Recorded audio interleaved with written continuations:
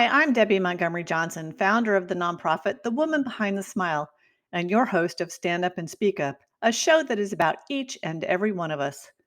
Many of us have something we're hiding, something we're ashamed of, something that through no fault of our own or through our own making, we keep hidden, and that in turn keeps us hidden from each other and the world. Good people go through terrible situations. Wise people know when and how to let it go. Everything that happens to us helps us grow, and while it may be hard to see it right away, the most important thing to do is to change your perception about your circumstances. Regardless of what your personal experiences or traumas have been, this showcase series is designed to ignite the light in you, as well as providing safe harbor, education, personal growth, and resources, so that no matter where you are on your journey, you'll have the courage to move on when you're ready. Stand Up and Speak Up features ordinary people who've been through extraordinary situations and struggles and then found the courage to step out from behind their smiles and speak up about their experiences and the lessons gleaned from those experiences. Everybody heals at a different pace, and we recognize that. So come on in, have a listen, and enjoy the ride at your own speed. It's a beautiful day in paradise. And I know my Canadian friends are laughing every time I say that, but it is beautiful down here in South Florida today. And I'm coming to you with an international thought in mind because my special guest today lives in the Republic of Slovenia. And I want everybody to pull out your maps, get out your Google, get out your Wikipedia, look to see where that is. Because even though I've lived in Germany and traveled in Europe, I had to pull up, where is my guest living?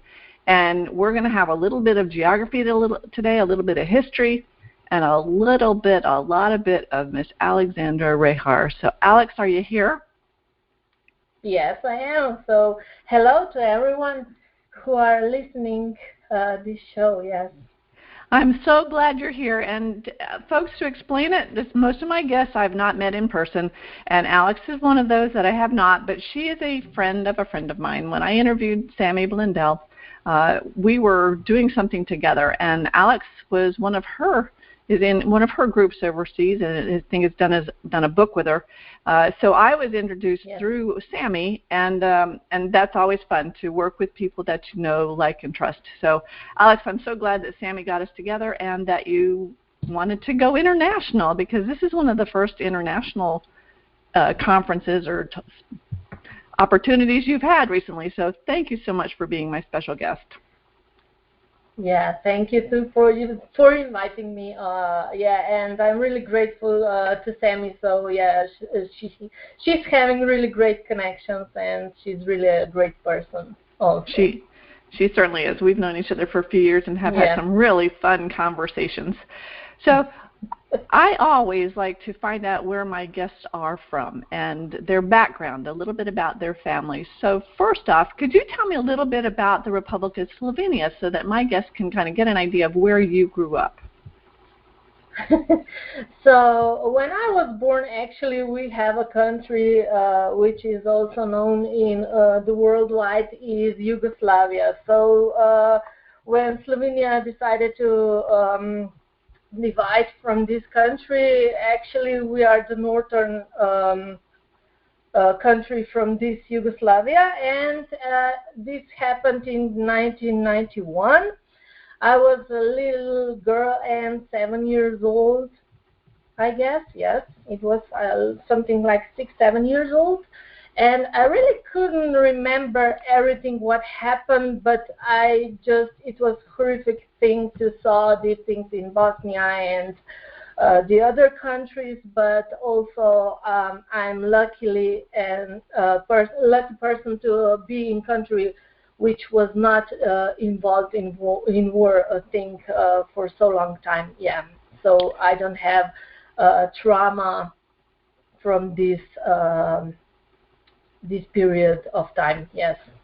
Well, it's really good to hear because we're watching the news, and I know that a lot of what we see is not necessarily the truth, but we do see the pictures of the families up in the Ukraine that are, it's just, I think, just horrible, and the impact that has on the children and the women that are being sent across to Poland or to other places, that separation from family. So fortunately, you didn't have that back then. Although I know there was a lot of strife when Bosnia and Croatia and Serbia and all those countries were splitting up. I've got friends that live in Sarajevo, and one of Nicky, the father, was one of the soldiers in Yugoslavia. And I remember my parents, when they were younger, they traveled over to Sarajevo. It was beautiful, a beautiful ski country and a beautiful city. Mm-hmm. So can you explain what does Slovenia look like? Is it mountainous? Is it ocean? Has it got everything? Yeah, we have everything. We have mountains. We have I think it's 60% covered by forest, so we have natural gifts here, not gifts, but natural treasures. So yeah, we have seaside, sea coast, so it is about 36 kilometers. I don't know how much miles that is, long coast, but it is small, but it's still good enough. We have lakes, we have landscapes, so yes, we are really abundant with everything here, and it is really nice, beautiful country. We have ski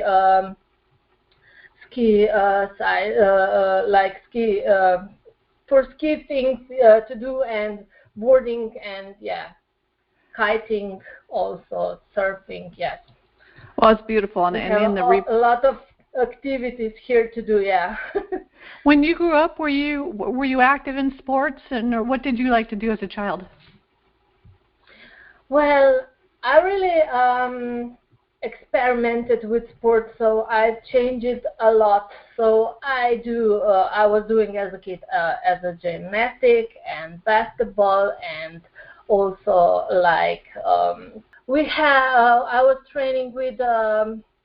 So the last thing what was pulling me, it was dancing. So this was really one thing I enjoyed it much, and this what was I doing for 10 years about dancing classes. So yeah, I was really love to do these things. So enjoy the music, and this was somehow pulling me away from other problems like I was having in my early childhood, and trauma from here. Yeah. We'll move into that in just a minute. But do you have any brothers and sisters? I had, but they passed away. That's right. Yeah. You know what? I knew that, and that was part of your early childhood experience. Yes. So, well, honestly, let's go right into that then, if you would be willing to speak up about that, because did you lose your brother first? No, my sister was born before I was, so it was 2 years before me, and she was only 8 months when she passed away while she was sleeping. So she didn't live long enough, and this was some kind of trauma transferred through me when I was in my mother's womb, so I can feel her loss for so many years that impacted on my life too. So then I was the middle one. When she was brought me into this world, she said that I am her star. So I'm sorry, I just need to take my breath. Then my brother was also 2 years old when he passed away, and he was born when I was 4 years old, and he was with Down syndrome child, and he couldn't live long enough because medicine was not so improved and like these days, because a child with Down syndrome today lives really long, and back then he couldn't. So he was having breathing problems, and yeah, it was really traumatic for me. Yeah. Well, you were so little. You were so little. Yeah. And how was your relationship with your mom then? I mean, you were like you said, her star. You were it. Did she shelter you at all? Were you very protected, or did they give you some independence? She wants to give me independence. She did, actually. I was really independent and really not like my colleagues or school friends. I was really like adult one thinking back then, but I can feel somehow that she was really sheltered me and protecting me, and she was worried about where I am going, with who am I going out. And also I can feel that when I was also an employee, old girl, when I was adult, and she was really protecting me, that something wouldn't happen to me, and she was afraid. I can feel her fear for such a long time, for actually whole my life, and this fear transferred to my behaviors and patterns and etc. Well, mothers, I know I'm a mom of 4. I tended to, and I still do, want to protect, want to control some way.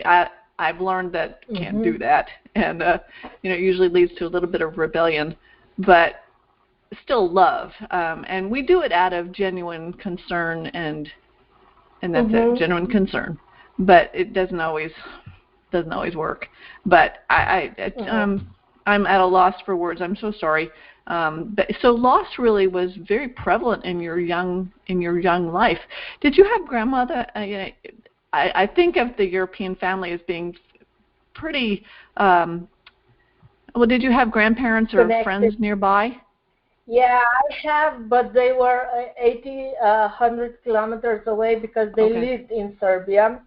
So when war happened, I just couldn't get to them. Like 5 years we haven't seen. And it was really difficult to keep on this long distance relationship. And my father and mother were very alone in this country, and they couldn't lean on somebody or taking care for me, so they were all involved into my raising me as a kid. So they were involved in this all alone. So it was quite difficult for them because they were working, and when you have nobody, you are really alone. In this situation. Absolutely. And I'm just trying to get a feel for, were you in the country, in a small town? Where did you live? I was living in Domžale. So this is like 15 kilometers away from our capital, which I live now. So I live in capital city Ljubljana, which is really beautiful city with, I don't know, maybe 500,000 people now. So it is small for, I don't know, worldwide capitals, but it is lovely because we have really rivers here and hills, and Sounds very pretty. And again, look at the map, folks. It's surrounded by Italy and Austria, which are 2 of my favorite countries. Hungary, Croatia, the Adriatic Sea. I mean, it sounds idyllic, and especially from us that are from afar. But there was terrific loss and a lot of strife going on in the country at the time. So you grew up and went to school there, played there, loved dancing. Dancing is great. I honor your dancing and your ability. I took 1 ballet class and said, I'm done. It wasn't my thing. I loved music, mostly playing the piano and playing music, not actually dancing to it. But one thing was interesting, and I didn't realize that you had lost your brother and sister when you were just such a small child, and you mentioned something about the in vitro trauma, and we've talked in the show, in past shows, about generational trauma, and how what happened to our grandparents, transmits to our parents, and then, we look at stuff. I look at things my father did. I'm like, why in the world is Dad doing that? And then I find out about his grandparents. I'm thinking, oh, that's exactly where that came from.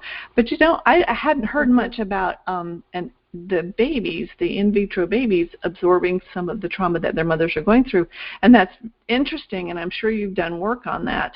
And again, your mom was very protective of you at that point, but I'm sure wanted you to learn some independence. So as a mother yourself with a 6-year-old, are you very protective of your daughter too now, or are you allowing her a little bit of independence also? I'm just keep on motivating her, because when I become a parent, I was really highly aware of what do I don't want to transfer to her. So I was really highly conscious as a parent. I don't want to repeat my mistakes from early trauma or my losses. So I'm not very protective mother, so I leave her freedom. I just want that she developed in really healthy and empowered girl, so she can be independent and choose what she wants to do in her life. So yeah, I'm not protective as well as my mother was. I'm really aware of that patterns, and when I was dealing with, like, I don't know how long, for 30 years, dissolving my sabotage and dissolving my patterns, and I was really working on it hard to change my past emotions and drama and everything else what was going around with this. Yes. Could you go into that a little bit when you say that you sabotage? Well, actually, the title of our show is From Sabotage to Success. What do you feel were the things that sabotaged you as you were growing up? What held you back from doing what you really wanted to do? Well, actually, I didn't have the courage to jump with, I don't know, my business. This really reflected on my business levels, because whatever I wanted to do, I was building it, and I crashed from before even starting it. So I was just thinking that I wasn't good enough, that I don't deserve this, this limiting belief that is holding you back, and that I'm not the one of the rich person who already have everything.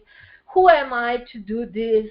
And I was really a big, how should I say, I was doubting in everything. I really start from scratch and doing it. And this was really sabotaging me and my money, and cost me a lot of money. And this was just from lack of courage and lack of self-confidence and lack of not believing in myself that I'm capable and good enough. Yeah. Were there people when you were young that were bullying you or telling you those things? Because how did you hear those in your? I mean, it's in your mind at that point, but what created that mindset for you, do you think?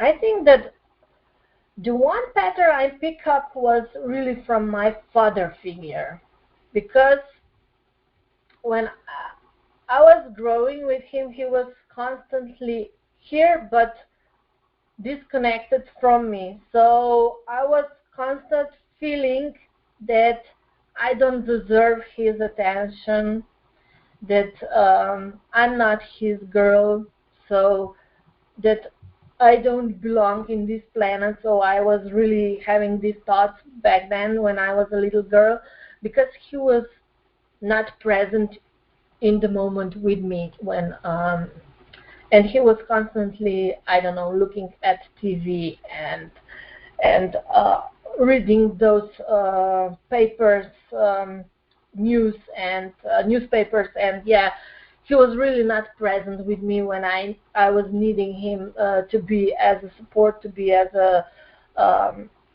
person like who would protect me when I would feel like safe with him. So the father figure is also giving you a part when you need to feel safe, and this what was I not getting from him? Yeah, this was one thing. But the second thing was like my mother, she wasn't bold enough to change her job because she was working in Bank of Slovenia, and she was having her steady job, and she wasn't taking a risk to do something else in her life. And I think that this was combination of two figures that was really conflicting in myself, in my inner voice, and I couldn't understand back then what am I doing wrong actually. Did your mom express her frustration with that job, or did she just take it? Yeah, she was really a drama person. I can tell that. She was really crying and complaining about her job, but she didn't change nothing so that she could feel better about it, and that she could find another job.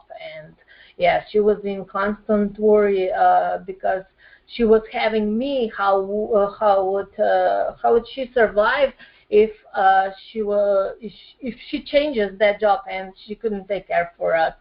So yeah, these were her worries, and at the end, it manifested somehow that her words were manifested at the end. Yeah, we were struggling with the money and everything. So yeah, this was really like a big pattern when I was picking up as a child. So transfer to the adult. Yeah.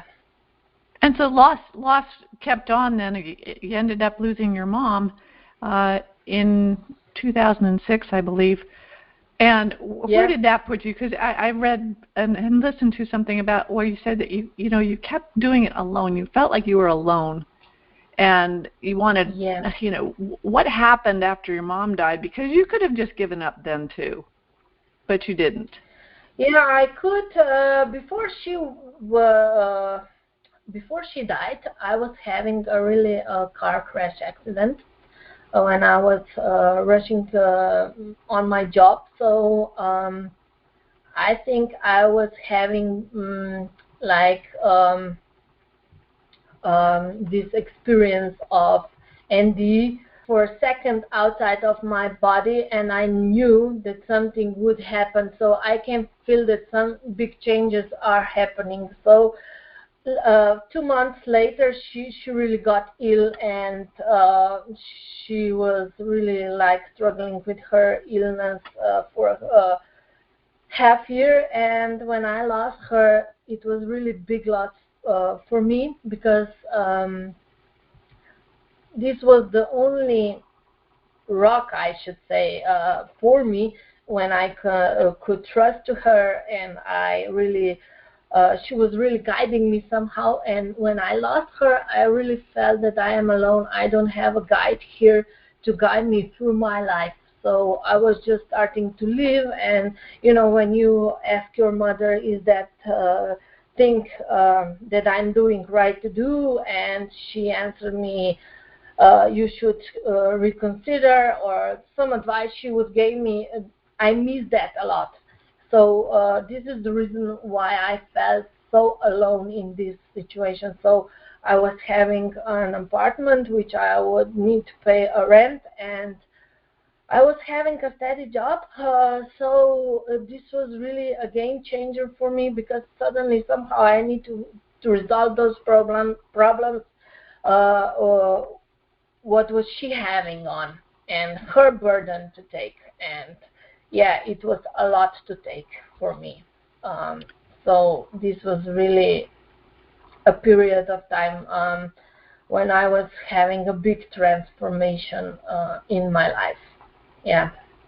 And you were going to make some big changes, and Mom basically came back and said, listen to your gut, do something different, right? Yeah, yeah. She would say that, and yeah, when she died, this was like 2011 when I was losing my job, and so this was another loss for me because I didn't heal the trauma. It was still fresh for me, and then hit me like a truck, and I was losing again in my life. So I felt like a loser. So I felt like maybe a person who doesn't deserve anything in this life. So I was having a suicidal thoughts in 2011 when I was losing a job, and I couldn't find any job in the internet, or when I was applying, I didn't get the answers, and so I thought, oh, am I really incapable of doing something? Because I was sending my CVs to I don't know, to the stores, to lower, so you name it, the job. So I picked everything in the field I could get. So I didn't get any job, and then when I was having those suicidal thoughts, my mom just reached me and told me, look in another direction because you won't get any job in your lifetime. So I was thinking that I'm insane because I was hearing her voice so loudly and clearly. I couldn't lie to myself that she wasn't here, because somehow I was really felt her presence, and I think she was really physically there. So preventing me from these thoughts and to see in other direction of my life. Yeah. She was still there, taking care. And yeah, and sometimes she was, but I didn't hear her until then. Yeah, she was really present. Yeah. well, you were at a turning point too, because you could have hurt yourself, harmed yourself, done yourself in, or you could have moved on. And I think she felt like, it's like when, we tell our kids no, or we, tell them to do things, but it's when they're running across the street and a car's coming that you go and grab them. You just grab them. And it's, even that's a traumatic thing for both mother and daughter, to be grabbed out of that spot, but it was certainly a wake-up call. So where did you go from here? What was your was that your low point, and what were the steps that helped you to get out of that point, and where did you go then? Yeah, this was my really low point in my life, because I need to change something, and I felt it deep inside, but I didn't know what. And I was really deaf to hear these things, like I didn't know that spirit worlds exist, and I think that I might go to the mental hospital because I hear those voices louder and louder and louder, and I think, am I insane or what? Or then I saw, Teresa Caputo on TV show in America. She is very well known medium, and I saw that these things exist really. And then I go dive deep into research and to see what is going on with me. And I found a teacher who taught me how to manage those voices in my head, because this was just not my mom. This was my grandfather and my grandmother, and also the people who passed away. And I have to somehow manage this, because it was really intensive and annoying at that time, because then other spirits comes and joins, and you need to live life here on the earth. And yeah, it was really quite a turning point in my career. So I was starting as using my intuition to help people, to guide them through. So this was really my my beginning to working with my clients and my career, and then I was slowly shifting it from there. If I'm hearing it correctly, I mean, and this happened to me too, that losing your job actually turned out to be the best thing that could have happened for you. Yes, it was, because I was really unhappy when I was having that job, because it was not fulfilling me anymore, and it was exhausting me, and somehow I needed a break from this, and this was the turning point, when my mom was contact me and shifting me from this point of view, like mindset of having a steady job to something else and developing something else, which is more spiritual, but also a real blessing in my life. Because when you when you get connected to your true self, you really know who you are, and you cannot ignore this for a long time, because it's like a shadow on you, and you have to deal with it. Yeah, and dive deep into those spiritual gifts and what you have and why you are here. Well, I think what's important, though, is that you stopped trying to do it yourself, by yourself, and you sought someone that you could trust. It could have been a therapist or a teacher, someone to help you work through it. And I believe that all of us, we've had something happen to us and we've hit rock bottom. If we leave it to our own devices, it's very difficult to take that first step to move out. And there's, like I said, there's no I in team. And sometimes we do need that team around us to help us move forward. So your mission in life right now is to get 1 million women. Explain. Mm-hmm. Where do you want 1 million women to go, and where and why, and how are we going to do it? I need to lead the women and to help them to develop those leadership skills as a spiritual being. So what do I mean by that? Because we are really involved in community and in the worldwide. We are involved in this masculine world energy, and we run from that space or point of view. But what we do need to shift is actually to become more feminine and more with a tender and compassionate way of leading. So we have a lot to do here. And also I would love to see women that they are thriving and using their gifts, so to acknowledge why are they here, and what actually is her mission to do. And women can be very powerful in their femininity. And we're not saying, be quiet or whatever. I mean, I have a lot of women friends, entrepreneurs, social changers that they have a passion. I always say that the pain that we've had in our past becomes our purpose, and then our purpose becomes our passion. And that's what's happening with you in the loss of so many people.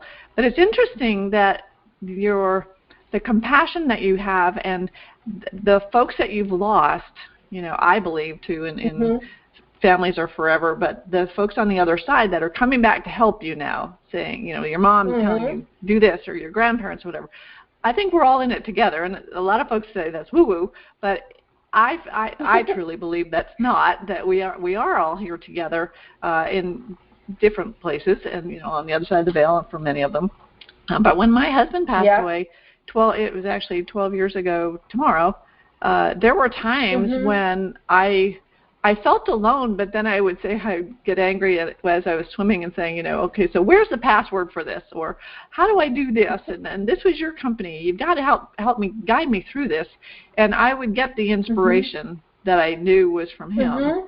And many times it was a kick in the pants, saying, all right, you can do this. You don't need me to help you anymore.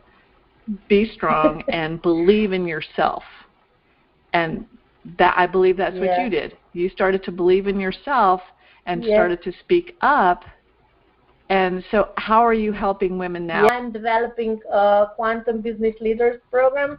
So I want to see those women to unleash and to find themselves in those in this quiet space, and to actually act from here, and to nurture their treasures, and also understand how to use these skills and intuitive skills as a strength, as a superpower, so they can lead and be successful of what they're actually doing. And this is my mission from now on. Yeah. And you actually, you're an author now. You wrote an excerpt in a book called The Law of Brand Attraction. Can you tell me a little bit about that story? Yeah, this story was actually quite how should I say, a coincidence. Yeah, it was one of my mentees that was introducing me to Sammy Blindell, and actually I am a co-author of this Law of Brand Attraction too, which I wrote that story in how to stop self-sabotage and be successful in, and this was written right there, and you can read my story there for those who really want to dive deep. So I just can't say much here. Yeah, but it was like last year, 17th April was launched, and I was really enjoying to write that story in 6 days, because we have only 6 days to write here and it was really creative moment to write, and I just want to lead that story to how to live with your purpose actually, and to change that point of view for you and serve with that gift. How did you feel during the writing and then after the publication of it?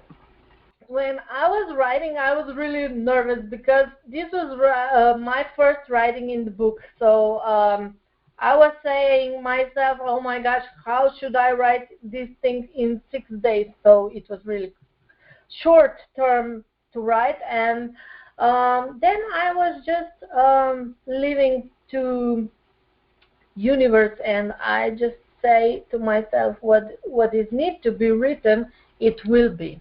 I just trust my guts.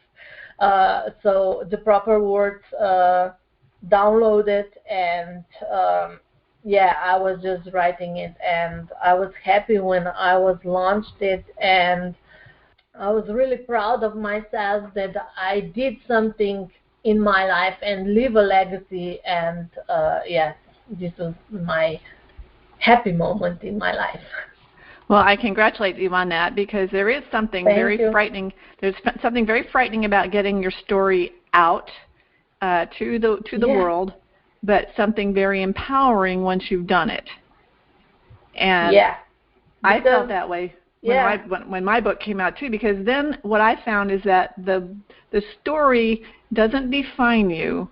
The story was a part of your past, but now it's something that you can launch from to do something greater, and that's where your purpose is coming in. And I read your story, and I really liked it, and I'm glad we talked about many of the things in this show.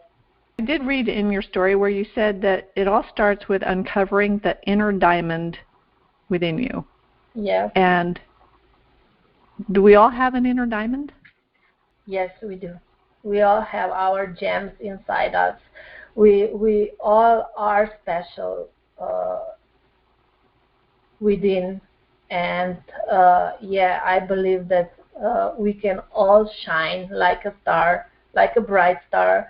So there's no reason to not starting it, and to start develop your journey, and to believe in who you really are inside you.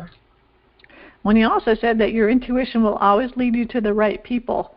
And thinking back on some of the things that happened to me during the scam, and I was like, I was listening to my intuition. I really thought that that guy that I was falling in love with was the right guy.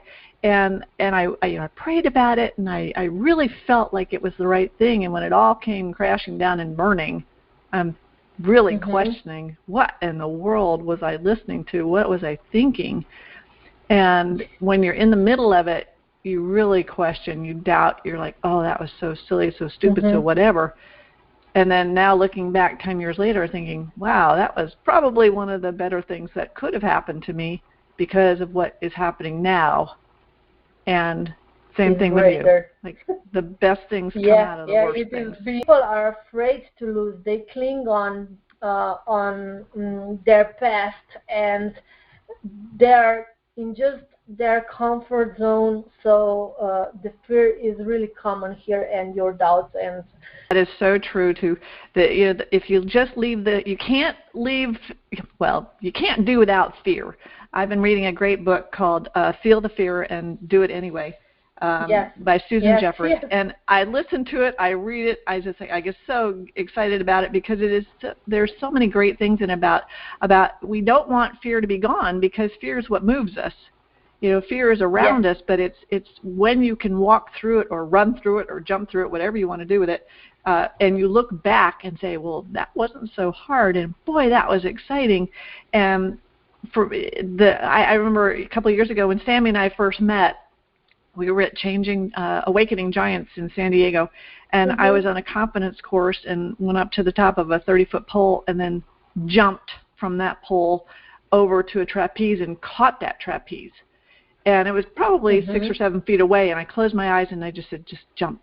And I had that, what I call the Tinkerbell moment.